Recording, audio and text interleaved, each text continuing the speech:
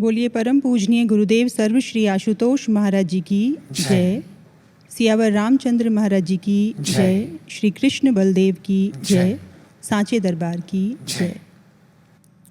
तो आइए सर्वप्रथम दिव्य ज्योति जागृति संस्थान की ओर से आप सभी को भारतीय नववर्ष विक्रमी संवत 2078 की हार्दिक शुभकामनाएं। नववर्षस्य शुभाशयाः। 13 अप्रैल से चैत्र शुक्ल प्रतिपदा अर्थात चैत्र मास के शुक्ल पक्ष की प्रथम प्रतिपदा प्रथम दिवस से भारतीय नववर्ष का शुभारंभ होगा। यह नववर्ष हमारे लिए नवीन संभावनाओं को, नवीन उत्कर्ष को और नवीन प्रेरणाओं को लेकर के आता है। गुरु भक्तों, हमारे लिए ये भारतीय नववर्ष अत्यंत महत्वी और गौरवान्वित इसलिए भी है क्योंकि स्वयं महाराज जी ने हमें समय समय पर इस भारतीय नववर्ष से जुड़ी ऐतिहासिक, सामाजिक, प्राकृतिक और आध्यात्मिक महत्वों को हमारे समक्ष रखा है और साथ ही साथ हमारे साथ इस उत्सव को बड़े ही हर्षोल्लास के साथ मनाया भी है। यदि प्राकृतिक चेतना की बात करें तो चैत्र शुक्ल प्रतिपदा के आते आते ये संपूर्ण प्रकृति नवीन पुष्पों से खिल उठती है। पुष्प अपने आप उद्घाटित हो जाते हैं, मानो पूरी प्रकृति खिल गई हो। ठीक इसी प्रकार से महाराज जी कहते हैं कि जब एक साधक शिष्य के भीतर ज्ञान का पदार्पण होता है, ज्ञान उद्घाटित होता है, तो उसका जीवन भी इसी प्रकार खिल उठता है और तब हमें समझना चाहिए कि उसके जीवन का चैत्र शुक्ल प्रारंभ हो चुका है। यदि सामाजिक चेतना से जुड़ी बात करें तो कहते हैं कि चैत्र शुक्ल के आते ही इस संपूर्ण भारतवर्ष में उत्सवों के नगाड़े बज उठते हैं। कहीं नौरोज तो कहीं वैशाख, कहीं युगादि तो कहीं गुड़ी पड़वा, और साथ ही साथ बुराई पर अच्छाई की जीत का प्रतीक नवरात्रों का पर्व भी इसी दिन से शुरू होता है। अर्थात सामाजिक चेतना एक तरह से कहें तो उद्घाटित हो उठती है। महाराज जी ने कहा कि जब एक इंसान को ज्ञान मिलता है उसे स्वयं का बोध होता है और ये स्वयं का बोध उसे समाज की चेतना से जोड़ देता है। माने कि ये जो उत्सव हैं, ये जो पर्व हैं, ये प्रतीकात्मक हैं, ये सोपान हैं। These are one step higher towards wisdom. माने कि ये हमें अपने स्व से समाज तक जोड़ते हैं, तो इनका एक अलग ही महत्व है। लेकिन ये महत्व तभी परिपूर्ण होता है जब हमें स्व का बोध होता है। इसलिए इंसान अपनी इस सामाजिक चेतना से तभी जुड़ पाता है जब वो इस ज्ञान के मार्ग पर निरंतर चलता हुआ, आगे बढ़ता हुआ समाज के कार्यों के लिए अपने आप को समर्पित करता है। यदि हम बात करें ऐतिहासिक चेतना की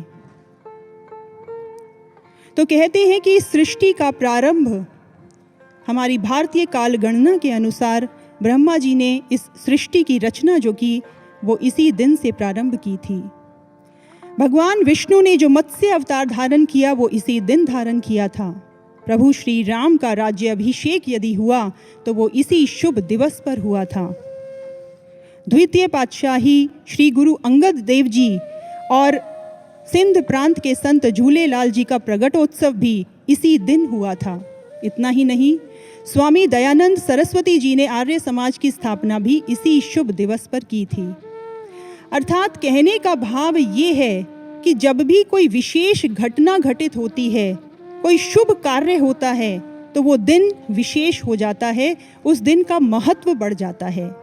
ऐसे ही साधक शिष्यों, हमारे जीवन में भी वो दिवस अत्यंत महत्वपूर्ण हो जाता है जब हम इस ज्ञान को प्राप्त करते हैं एक पूर्ण गुरु के सानिध्य के द्वारा।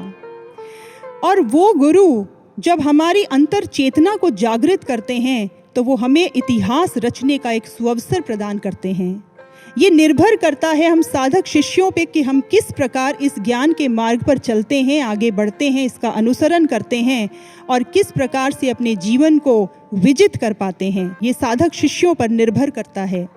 इसलिए यदि हम इस ऐतिहासिक चेतना से कुछ सीखना चाहें तो यही सीखें, यही शिक्षा लें कि महाराज जी हमसे क्या अपेक्षा रखते हैं, हम कैसे अपने आप का निर्माण करें और इस भक्ति मार्ग पर निरंतर दृढ़ता से बढ़ते चलें। यदि आध्यात्मिक परिप्रेक्ष्य को देखें तो कहते हैं कि इस दिन नक्षत्रों का प्रभाव अति सूक्ष्म होता है, आध्यात्मिक ऊर्जा से भरा हुआ होता है।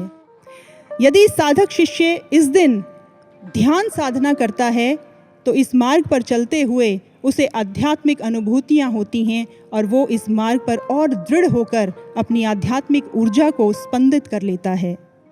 इस भूमि को गौरवान्वित करने वाली एक और चीज़ है और वो है यहाँ की देववाणी, मातृभाषा संस्कृत। सज्जनों, ये जो संस्कृत भाषा है इसका हम साधक शिष्यों के लिए अधिक महत्व इसलिए भी है क्योंकि महाराज जी ने सदैव ही इस संस्कृत भाषा के प्रति अपनी रुचि दिखाई है और हमने महाराज जी के उत्साह को इस संस्कृत भाषा के प्रति अनुभव किया है। न केवल महाराज जी के इस भाषा के प्रति उत्साहित हुए बल्कि महाराज जी ने हमें भविष्य की कुछ झलकियां भी दिखाई इस भाषा से संबंधित। एक बार महाराज जी के समक्ष बैठने का अवसर मिला तो महाराज जी ने संस्कृत भाषा के विषय में चर्चा शुरू कर दी और महाराज जी कहते हैं कि ब्रह्म ज्ञान का अवलंब लेकर ऐसे मानवों की रचना की जाएगी जिन्हें संस्कृत का भी ज्ञान होगा और जिन्हें आंग्ल भाषा का भी ज्ञान होगा, जिनके भीतर संस्कार भी होंगे और जो संस्कृति के प्रवाहक भी होंगे।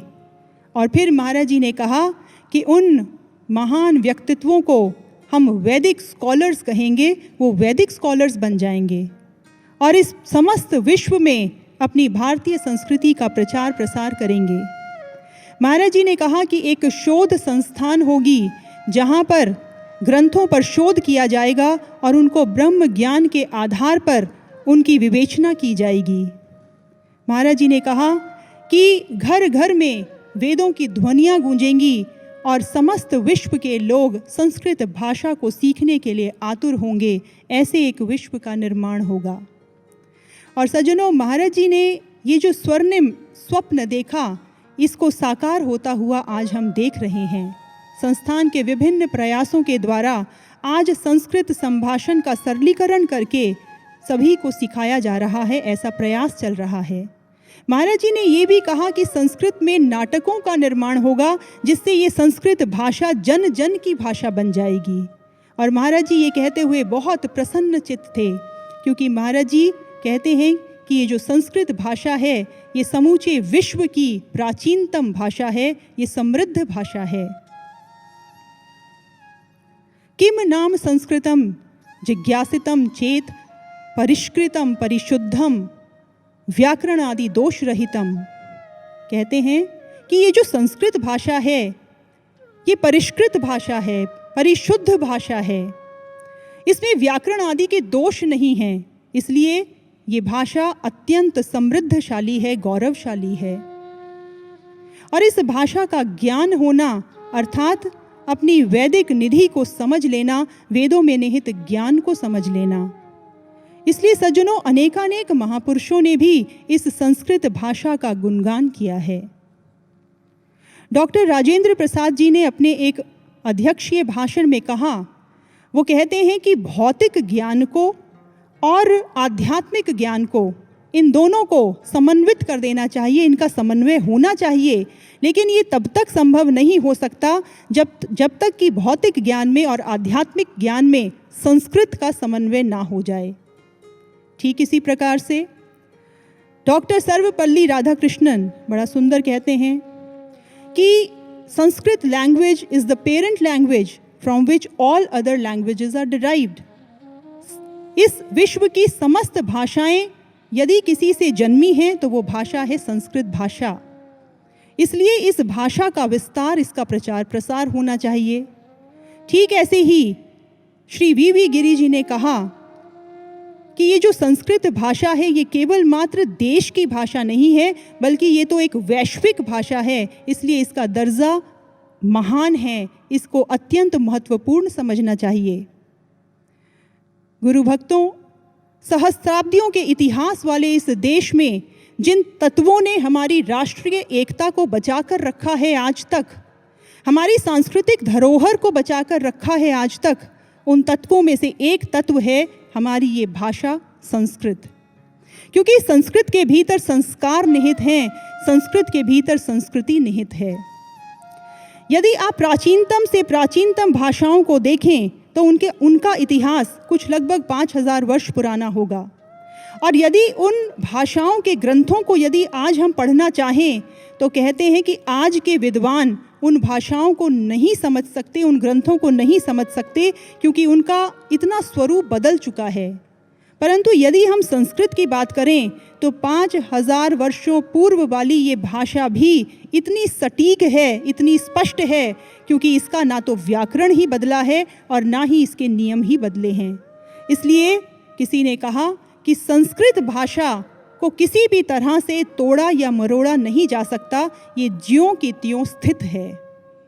ये जितने भी सूक्ष्म प्रभाव हैं या जो सूक्ष्म महत्व हैं, जो समय समय पर गुरु महाराज जी ने हमें समझाए हैं, हमें बताए हैं, ये केवल मात्र तभी संभव हो पाया है सज्जनों, जब हमारे जीवन में ऐसे महान सतगुरु का पदार्पण हुआ है, गुरुदेव सर्व श्री आशुतोष महाराज जी का। तो आइए आज उन्हीं के श्री चरणों में पुनः नमन अर्पित करते हुए, बारंबार प्रणाम करते हुए यही शुभ कामना करते हैं कि इस शुभ दिवस पर हम सब के मन भी शुभ संकल्पों से युक्त हों, नवीन भावों से युक्त हो, जहाँ पर कहीं किसी के लिए द्वेष ना हो, कहीं पर किसी के लिए कोई दुर्भावना ना हो, केवल मात्र इस मार्ग पर चलने के लिए, चलते रहने के लिए हमारे मन दृढ़ संकल्पित हों। आइए इन्हीं शुभ भावों के साथ आरंभ करते हैं इस नव संवत्सर 2078 का। बोलिए गुरुदेव सर्व श्री आशुतोष महाराज जी की जय, सांचे दरबार की जय।